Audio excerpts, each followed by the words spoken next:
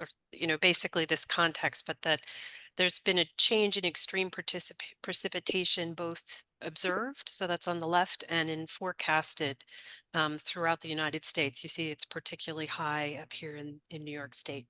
Next slide. And this plays out into things like a 100-year recurrence interval for a storm. So changing recurrence intervals, a storm that might have been every 100 years is now every 30 to 60 years, or will be forecasted through now through the end of the century. Next slide. So what that means in New York State is increasing frequency and intensity of flood events, through confounding factors: extreme precipitation, sea level rise, undersized infrastructure, increasing impervious cover, building in high risk areas, and loss of green infrastructure. Next slide. Not all gloom and doom, but so how do we think about this? And we think about climate vulnerability and resilience in terms of systems having a certain exposure. So how much flooding are they getting? How sensitive are they? And then what might that impact be?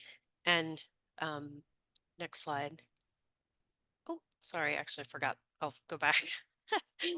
So really the sensitivity and the adaptive capacity. So how do you, how sensitive is the system, and how much are you able to adapt to this exposure really influences what your resilience is. So next slide. So this is a framework from Mosier and Ekstrom, and basically they talk about what is the adaptation process, and it really falls under the cycle of understanding, planning, and managing. And this is really how we all, but communities, are trying to deal with, identify and deal with flood um, risk problems. Next slide. And, you know, uh, these impacts are inequitably distributed, across the country, but definitely here in New York State, that really disadvantaged communities are bearing the brunt of these changing flood regimes, and then also the burden of planning and response in a home rule state falls on the municipality. So there's unequal access to decision makers. There's longer and less likely recovery. So given that landscape, what can we do to move forward? How do we help under-resourced communities plan and prepare for flooding and recovery and transformation? We can do things like maintain or restore functions of natural green infrastructure, improve and not reinforce inequities, and we can build local and regional capacity. And we'll come back to this idea of building local and regional capacity, but really that's, I think, where the network shines. It's, they inform these other pieces as well, but they're coordinators, network spanners, bridging organizations that operate at multiple levels. They develop tools and approaches, regional analyses, data sets that lift the burden on municipalities, and they facilitate co-learning. And that's what we're striving to do. Next slide. So a complex slide, but basically, how is New York State WRI trying to address adaptation? And, this is kind of a approximation of that cycle there. We're gathering information all the way through monitoring, assessing impacts. And we have lots of projects that either we have done or we funded others to do, or we work on in collaboration with lots and lots of partners. So next slide. So I'm going to talk about a few projects throughout New York State, some in the Hudson, some otherwise. We've funded climate adaptive design studios with Josh Sarah in a number of communities to try to envision what a thriving community might look like under climate change, and what might be some natural and equitable solutions to those. So that's through studios in the community. Next slide. This is one of their outputs from the Hudson waterfront. Next slide. We've also helped to fund the Flood Resiliency Network, and so they are convene local governments to work together. Again, this is sort of that regional approach that I was talking about, to co-learn, build relationships, support flood adaptation across municipalities. Next slide. This is some work was actually done in Lake Ontario, but looking at adaptation governance. So this was led by Rewa Fensalkar, your fearless leader today. We did an inventory of what were some of the organizations and programs that work on flood governance in Lake Ontario shoreline, and then created a social network of how those actors are connected. So next slide, you can then do analysis on that network to look at, how do things change over time before and after, let's say, READY, which was a initiative that's obviously there's a big change there. Next slide. And again, back to ringing this bell of regional bridging organizations, you could do things to help identify bridging organizations that help pull in some of these municipalities, communities, actors that are kind of isolated in the network. They pull them in, they help them connect to resources. So next slide. This is one, we have a project looking at communicating flood risk in public spaces. I won't go into too much detail. Next slide.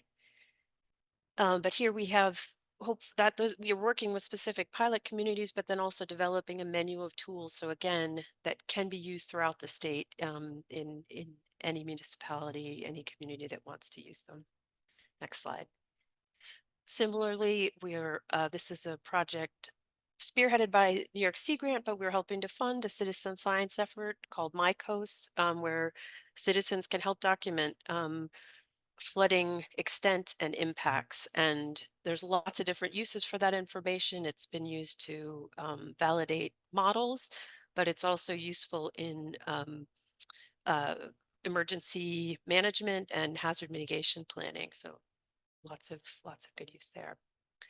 So circling back to really talking about the Hudson, and this is a document, the Hudson River Estuary Program's action agenda is really what drives how the estuary program operates, set goals, uses their funding.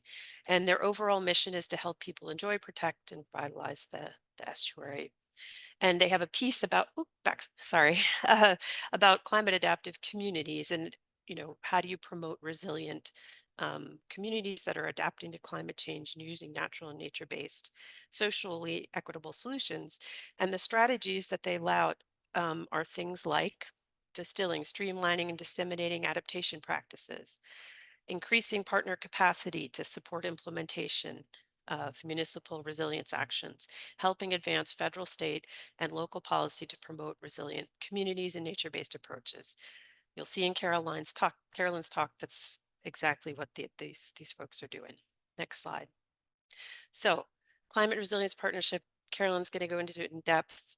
Thumbnail, their goal is building long-term resilience to extreme weather and climate change in the estuary.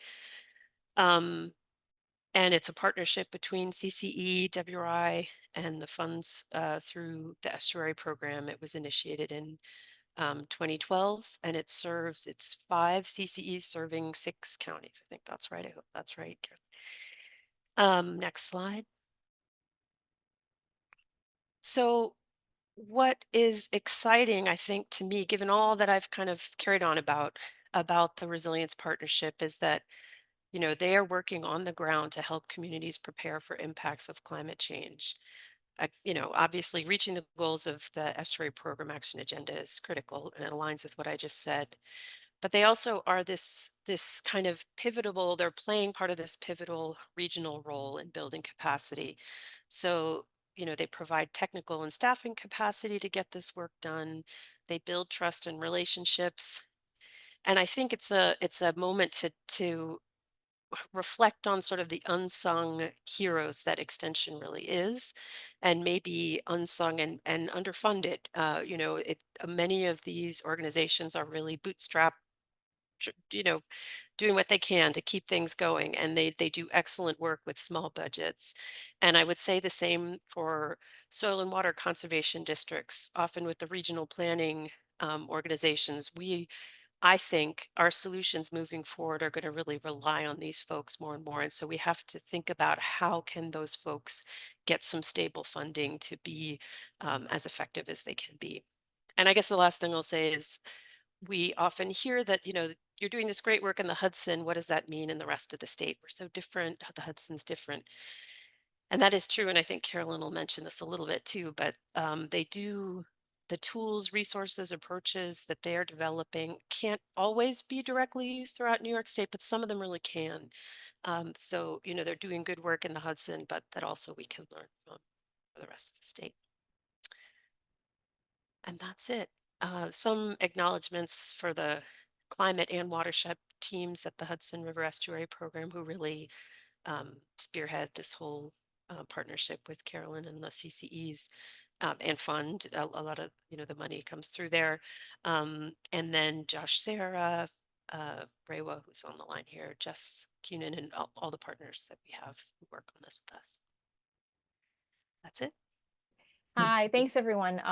As Kristen mentioned, I am Carolyn Klocker, and I am the Environment and Energy Program Leader at Cornell Cooperative Extension, Dutchess County.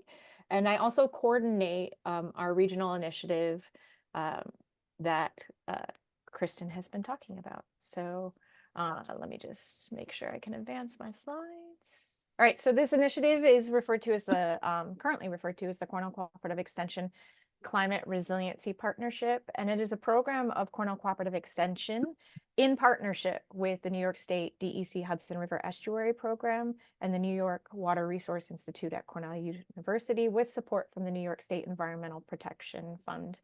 And so it's important to know that I'm going to be talking a lot about Cornell Cooperative Extension's efforts on the grounds with municipalities over the course of my presentation, but it really is a partnership with these other organizations. I work very closely with members of the climate and watershed team at the Hudson River Estuary Program, as well as Kristen and other staff from WRI. And so it's a fantastic collaboration.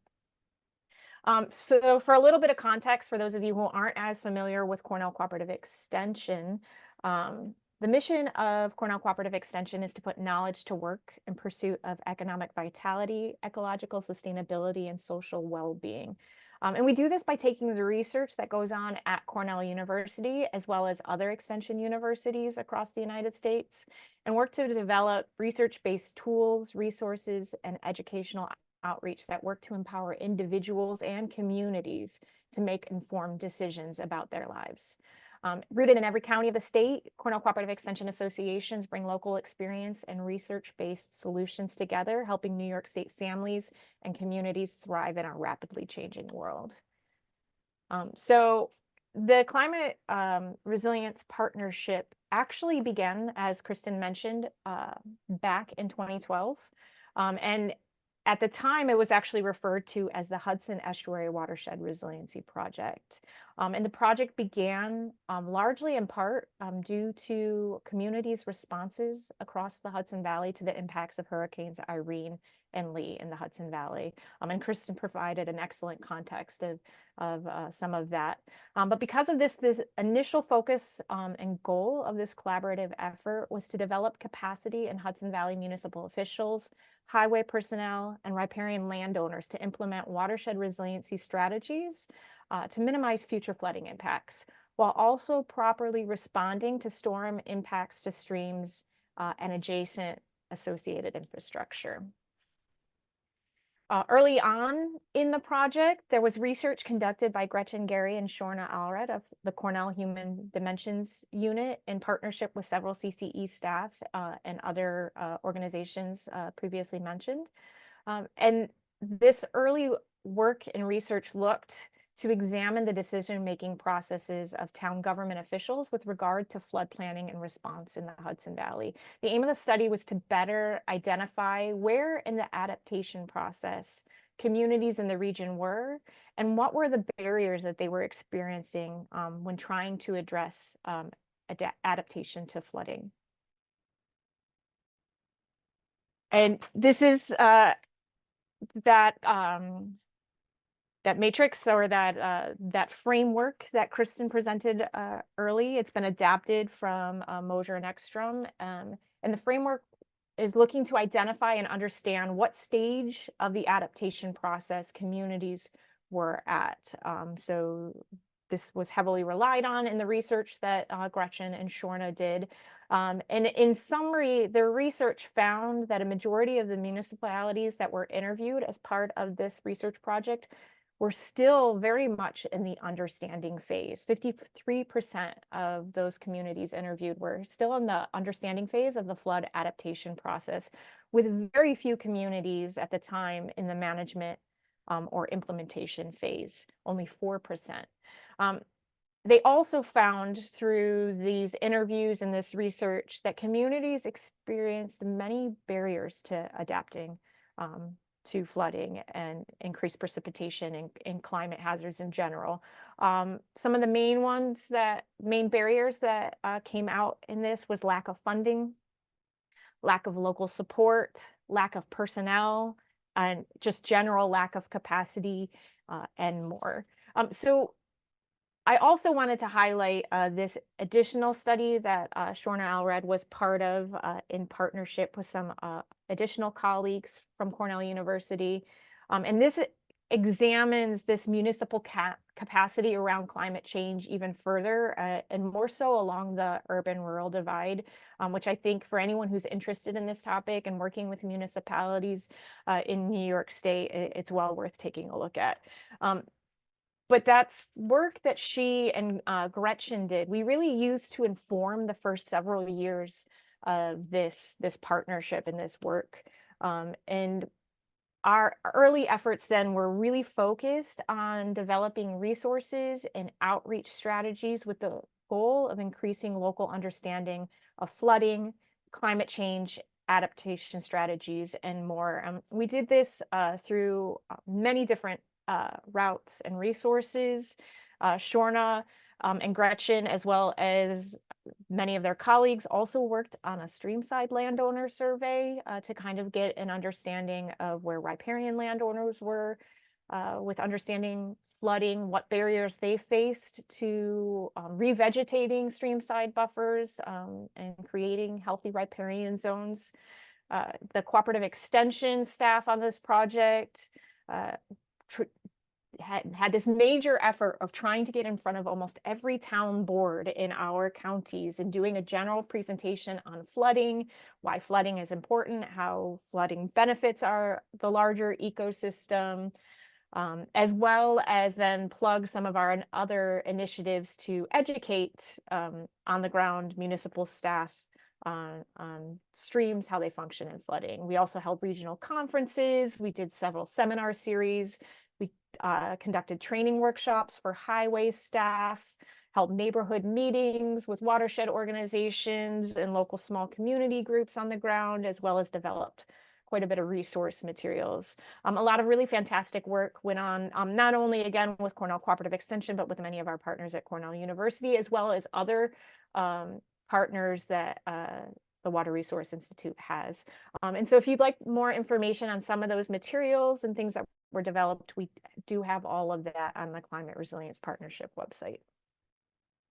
But then around 2017, a few things came together that caused us to start to shift the direction and focus of the overall partnership. The biggest being we began to see an increase in the understanding of these issues across the region, but still little movement towards planning and implementation. Despite multiple state funding opportunities, most of the communities in our region, especially our smaller communities, were not really pursuing these funding opportunities with a wide variety of reasons, some of them being ill-prepared and not having gone through those planning steps, some still having a little limited capacity, as well as some other barriers. And around this time, the state had just finished piloting the New York State Climate Smart Communities program, which I'm going to tell you a little bit more about.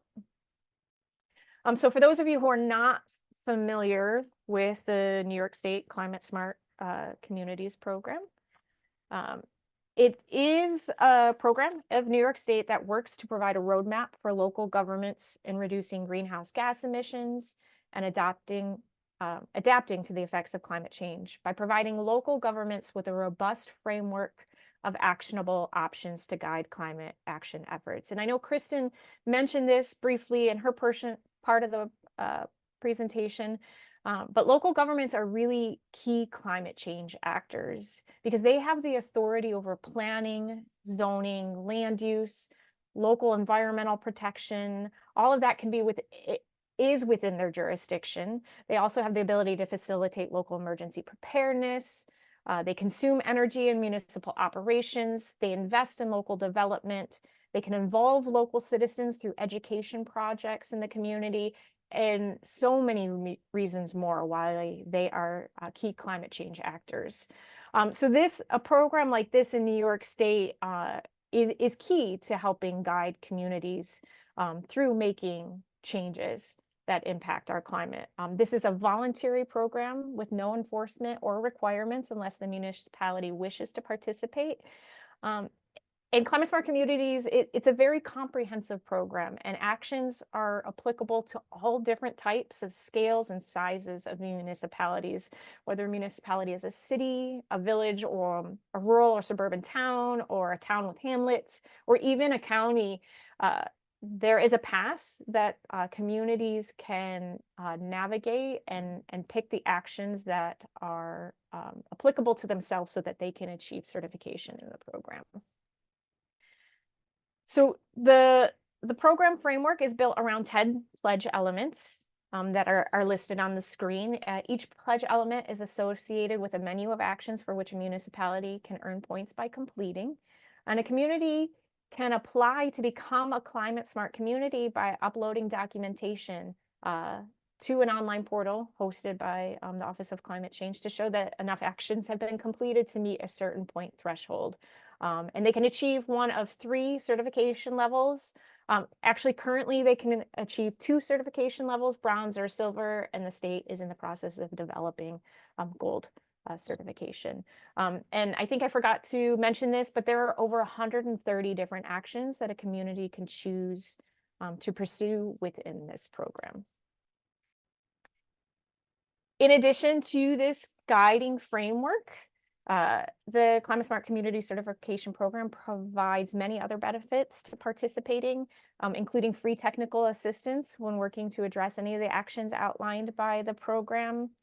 For those of you who are interested and know less about it, there are Climate Smart Communities coordinators for each region in the state. In the Hudson Valley where I work, that's the Hudson Valley Regional Council for the Mid-Hudson region, and the Capital District has the Capital District Regional Planning Commission. I have links and more information about them later in the presentation, but they provide so much technical assistance to communities in addition to some of the work that we can do. So I highly encourage you to reach out to them for some support. The Climate Smart Communities program also provides guidance through resources and tools like monthly webinars that are organized by the New York State DEC Office of Climate Change. Communities that participate in the program are often better positioned to compete for certain state grants because they get additional points in the scoring process and much more. So again, now I'm going to come back to what the Climate Resilience Partnership is actually doing and how we are helping communities adapt to climate change through the Climate Smart Communities program as a tool. So again, because New York State is a home rule state, our communities have local authority to address climate changes and its impacts. But as Shorna and Gretchen's research pointed out, as well as some additional research that has gone in at Cornell through a NEFA grant, communities often have limited capacity to address climate change. So to better address that capacity issue, around 2017 and 2018, our partnership started moving towards meeting the needs of our communities and their efforts to plan and implement climate adaptation actions by providing them technical support that focuses us on completing adaptation actions within the Climate Smart Communities program, as well as supporting their overall efforts to achieve Climate Smart certification in the program if they are interested. And I just want to preface this, Kristen mentioned this a bit as well, but again, the actions that we work on with communities, I'm speaking about it within the larger framework of the Climate Smart Communities program, but I want to recognize and know that we recognize that there are many reasons why a community may not want to pursue Climate Smart Communities certification. So while a majority of the communities that we have worked with in the past eventually do work towards achieving certification in the program, that often isn't their goal when they start working with us. And it's important to note that we also have communities who aren't interested in pursuing certification, but they still recognize the value that these actions bring to these communities. So if you work in a region or work with communities that you don't think might be interested in the larger program as a whole, these actions can be done alone with communities outside of the Climate Smart Communities certification program. Okay, so for those communities that we do work with who are interested in the overall Climate Smart Communities program, we can support them in pursuing certification by conducting what we refer to as a Climate Smart Communities assessment. So as I previously mentioned, there are 130 actions communities can take in the program, which is awesome. They can pick the actions that are most relevant to their community needs and goals, but that can be a little overwhelming for a community when they first start in the program. So one of the ways we support them is by facilitating a process in which we help them review each action, determine what actions they have already completed, actions they may have partially completed, and what actions they might currently have in progress. We then also work with them to identify their climate goals so that we can develop recommendations of actions to pursue that align with these goals. And essentially, when the process is over, we can provide them a tool that is a comprehensive roadmap to completing certification in the program. Then once a community's point estimate is high enough, we can also provide them with the assistance they may need to collect and upload the supporting documentation for each completed action into the Climate Smart Communities portal so that they can apply for and hopefully receive certification from the Office of Climate Change. So one of the most important tools, in my opinion, that local decision makers can utilize to build climate resiliency and make lasting changes in their communities is through their local plans, codes, and ordinances. Again, a lot of this has to do because New York State is a home rule state, and communities have the ability to enact codes and ordinances that really support the protection of their natural resources and improve the resiliency of their community. Because of this, often one of the first actions that we try to undergo with any community that we work with is a resilient policy analysis. So the Climate Smart Communities program provides this wonderful tool called the Climate Smart Resiliency Planning Tool that is available to anybody to use. You don't have to be a participating program in the Climate Smart Communities to utilize it, but it's essentially a gap analysis tool that guides a community through reviewing their existing plans, codes, and ordinances to identify gaps and vulnerabilities to climate change. Our team works with communities to facilitate the review of their existing municipal documents with both municipal staff and volunteers to help the community recognize its strengths and identify opportunities for growth related to climate resiliency. Recommendations that come out of this process can include updating and items to include in the community's next comprehensive plan update, which I'll talk a little bit more about in a minute.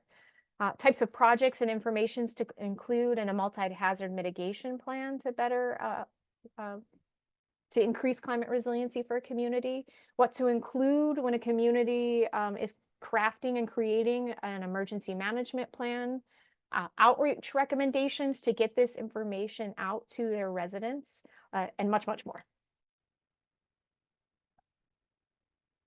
Once a community does utilize that Climate Smart Resiliency Planning Tool process to analyze those gaps, it's imperative that they then work and follow through with the recommendations and update those plans to incorporate resiliency into them. And this includes a community's comprehensive plan.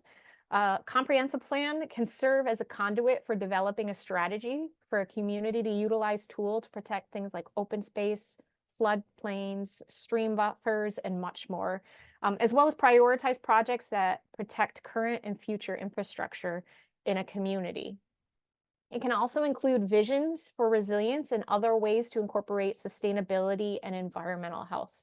So our staff often work with the community who we've completed a resilient policy analysis with when they start undergoing an update to a comprehensive plan.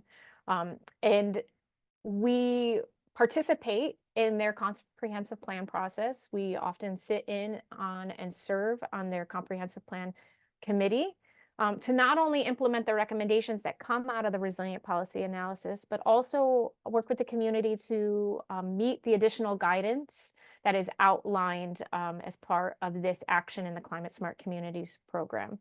So this includes, like I mentioned, attending all, if not most, of the communities meetings, providing them resources and local examples of plans that address resilience and sustainability, reviewing and providing feedback on drafts of their comprehensive plans, and much more.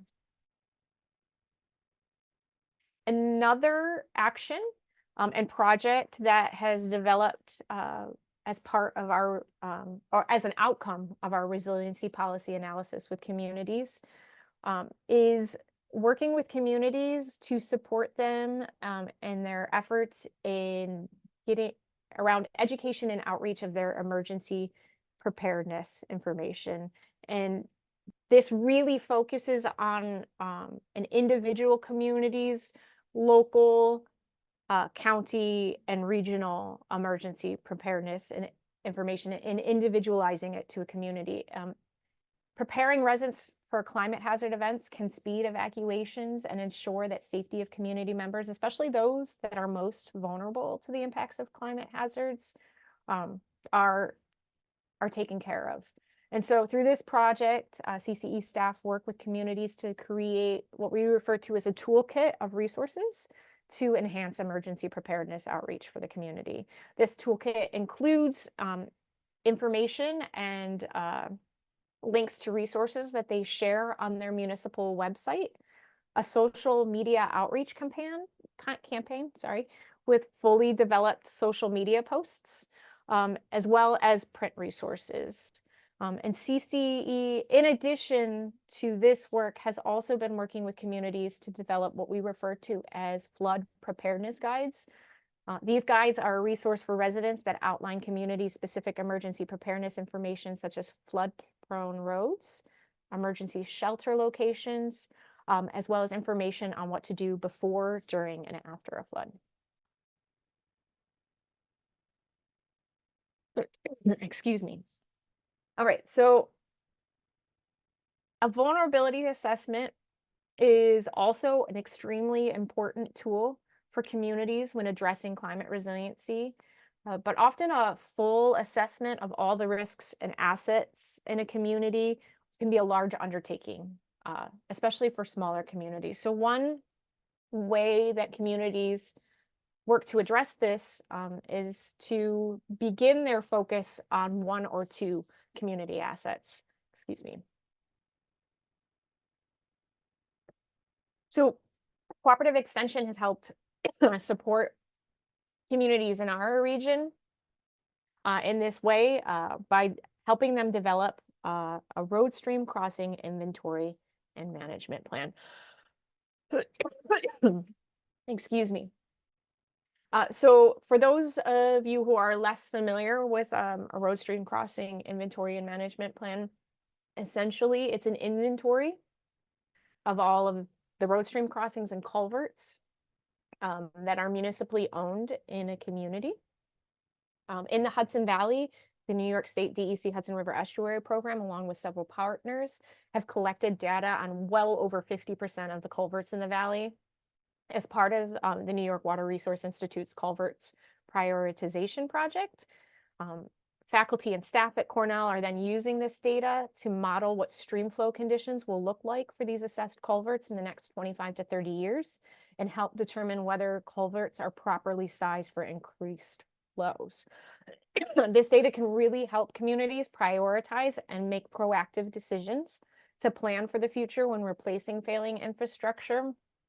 And Cooperative Extension is involved in this process by taking all of this data and meeting with community members, highway superintendents, town supervisors, local municipal staff, and volunteers to share with them the data and sit down and incorporate their data at the local level into a priority list of culverts and road stream crossings to replace. There are several actions that our group undertakes in partnership with the estuary program staff. I don't have time to go through each of them in depth. I am just going to do a quick snapshot of a couple more, but then I'm going to move on to some of the things that we've learned and some of the successes and challenges of this project. So in 2023, we began working with communities to develop climate adaptation and resilience plans. These plans work to address climate vulnerabilities while outlining a vision and a set of strategies to improve a community's resilience to climate change based on its local, physical, economic, and social vulnerabilities. As part of a climate adaptation plan, we also work with communities on developing a community resilience vision. An important step in becoming a more resilient community that equitably meets the needs of all of its community members is developing a resilience vision. Establishing a vision for what your community could look like when it is resilient to climate hazards is an important part for building community cohesion and for providing a goal from which to gauge progress. An effective vision also established collectively with stakeholders and provides an opportunity for community members to help define local climate adaptation goals is key to an adaptation plan's success. And so Cooperative Extension staff have helped several communities develop community resilience visions and outreach and stakeholder engagement methods to ensure that populations that often aren't heard from in this space and or they're vulnerable populations in the community have a voice in developing this vision in this process. Also in 2023, we began working with communities on developing heat emergency plans. Planning for extreme heat, as you all probably know, is critical for ensuring both the long-term resilience of a community as well as reducing the number of deaths and hospitalizations that take place during heat events. All right. As I said before, I could probably talk quite extensively for a very long time, maybe too much, some might say, about some of the work that this amazing team that I work with is doing. But at this point, I'm going to start sharing with you some of the successes, challenges, and lessons learned that our team has figured out and learned while doing all of this work. So I want to start by sharing and that I'm extremely proud to share, that our partnership has contributed to the success of 29 communities becoming bronze certified in the Climate Smart Communities program and 3 silver certified. But I'm even prouder to share that we have been able to support 55 communities since 2018 in the Hudson Valley to complete over 180 projects that support community adaptation and resilience. This, in my opinion, is a huge achievement, and I'm just very proud to share the success and the work that our cooperative extension staff and educators have been able to achieve with essential support from our partners in the Hudson River Estuary program and the Water Resource Institute. Another success of the partnership is that our core funding that we have been provided by NYSWRI and the Hudson River Estuary program has allowed us to also leverage additional funding sources in recent years to do additional work with communities in the region. We've been able to do multiple Climate Smart Communities assessments through a wonderful partnership with the Partners for Climate Action in the Hudson Valley. We are also currently undergoing the creation of climate adaptation and resilience plans as part of a partnership with the Capital District Regional Planning Commission, which is the lead contractor for the Climate Leadership Coordination Services in the eastern part of New York State.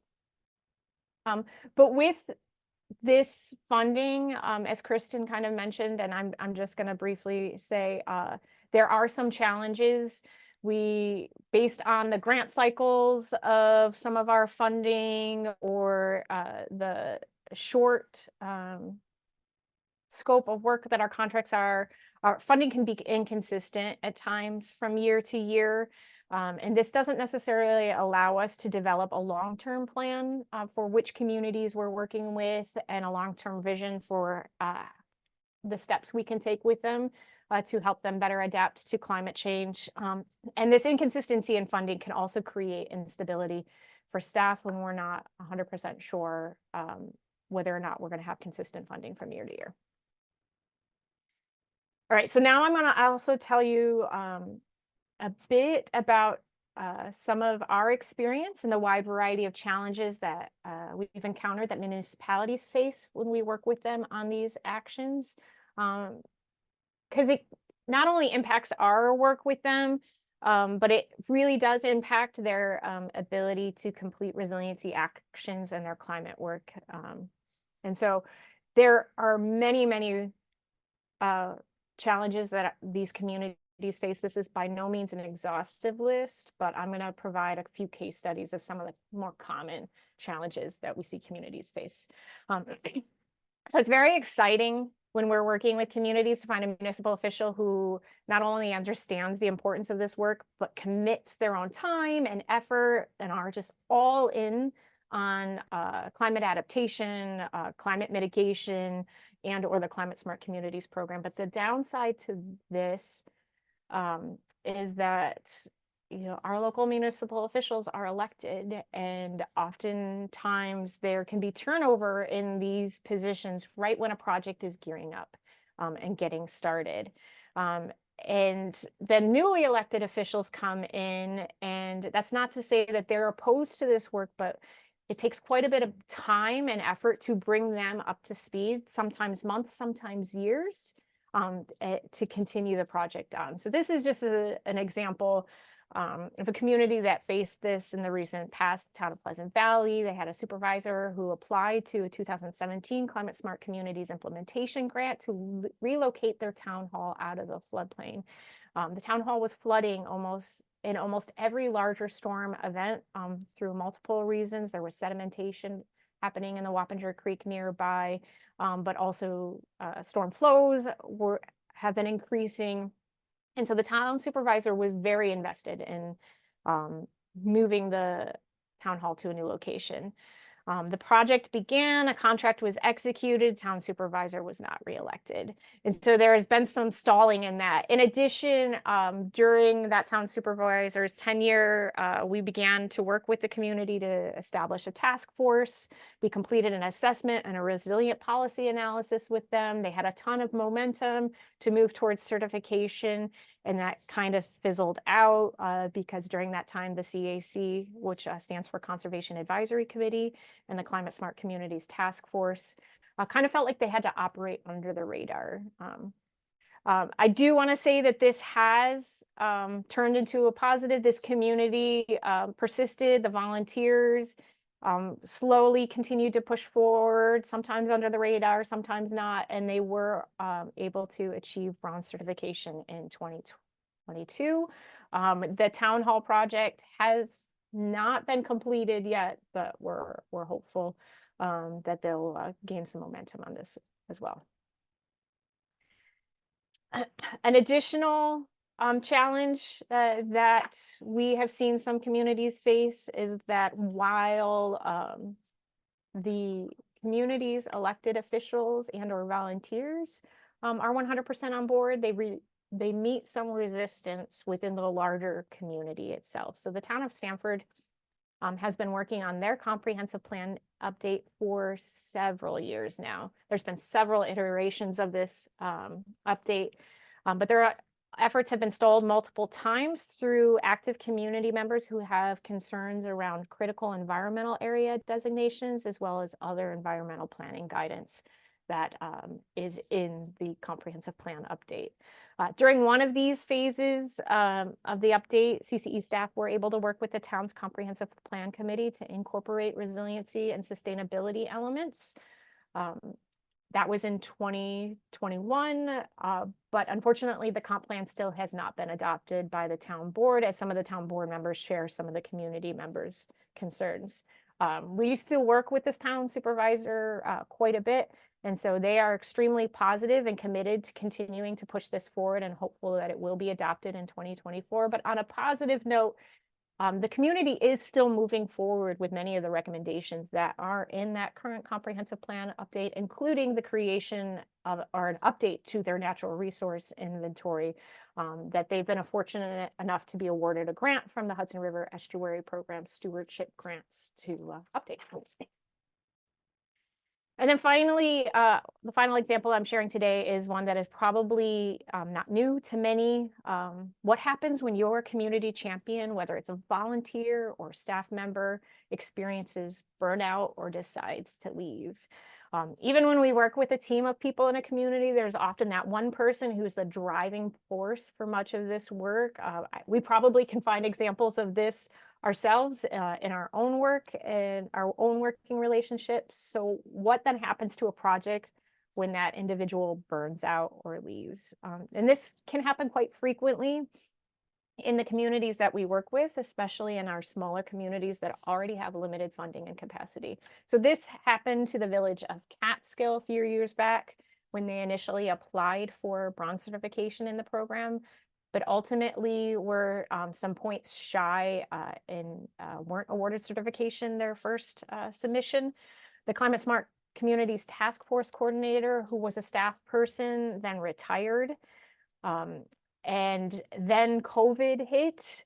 And so there were all of these various factors that led the community to not really have a huge volunteer corps to rely on during the time. And so things fizzled for a little while. But the community was recently able to reinvigorate that volunteer corps and the task force to complete additional actions through the local champions program that I previously mentioned, as well as cooperative extension support. And it's great to know that they resubmitted and were awarded bronze certification in 2023. So even with these challenges, there are often positive outcomes. So before wrapping up today, I just wanted to share and summarize a few of our team's lessons learned while doing this work with communities to help them adapt to climate change. To start, I may not have mentioned this earlier, but all of the work that we are able to do through our partnership with the Water Resource Institute and the DEC Hudson River Estuary Program allows us to provide this technical assistance to communities at no cost to them.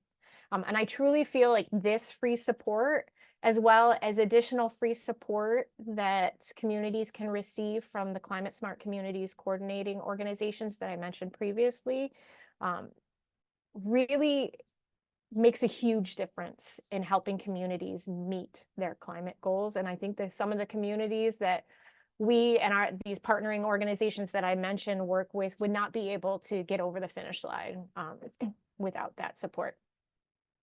And so I think that's it, making a big difference in a huge lesson learned. Also, additional lessons learned include we've learned it's important to work with not only a team of volunteers and municipal staff, but also elected officials, and make sure that we have a wide variety of roles with the team that we're working on with each actions.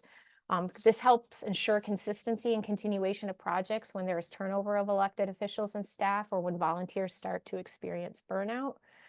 We've also learned to set expectations with communities ahead of time to ensure they understand the community capacity requirements of each project. While we do a lot of the legwork and the bulk of the work as their technical support staff, these projects still involve community engagement, and we need to be able to work with officials and volunteers and staff so that we can craft these plans or these actions and implementations in a way that is best suited for the community that we're working with. We've also learned requiring official letters of commitment before we start undergoing any of this work, so that communities can see that commitment in writing. We've learned, because of the challenges that many of our communities face, it is important to play the long game, especially with some of our smaller communities, which I understand is really difficult and stressful when our window to address climate change is rapidly diminishing. But because of these capacity issues and funding concerns that many of our communities face, and the turnover that can happen just being persistent with the community and understanding that some of these changes aren't going to be implemented in a year is important to have some perspective. And one of the things that we've learned that we need to accept that some things are simply out of our hands.